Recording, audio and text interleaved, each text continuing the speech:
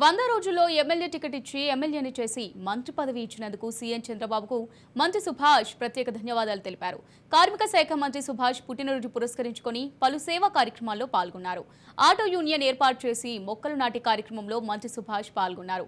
ఈ సందర్భంగా 10 సంవత్సరాల పాటు వైసీపీలో పనిచేసినప్పటికీ ఎటువంటి గుర్తింపు రాలేదని మంత్రి సుభాష్ అన్నారు. కనీసం జగన్మోహన్ రెడ్డి దగ్గరికి ఎమ్మెల్యేలు కానీ మంత్రులు కానీ కలవలేని పరిస్థితి ఉండేదని తెలిపారు. నాకు ఎమ్మెల్యే సీటు ప్రకటించి మంత్రిలో స్థానం కల్పించిన నారా చంద్రబాబు నాయుడు గారికి, లోకేష్ గారికి నా ప్రత్యేక నమస్కారాలు.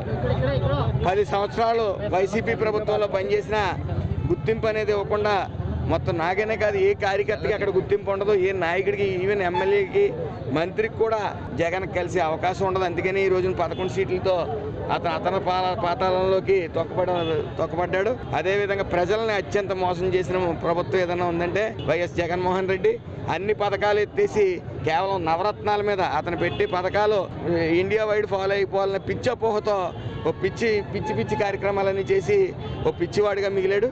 ఏదేమైనప్పటికీ నిన్న జరిగిన విజయోత్సవ ర్యాలీలో అత్యంత ప్రశాంతమైన వాతావరణంలో సుమారు 20 నుంచి 30 వేల మంది టౌన్లోనే 12 గంటలైనా సరే వేచి చూడటం, అలాగే ప్రశాంత వాతావరణంలో ఈ విజయోత్సవ ర్యాలీ జరుపుకోవటం ప్రజలందరికీ కూడా పేరు పేరున నా నమస్కారాలు.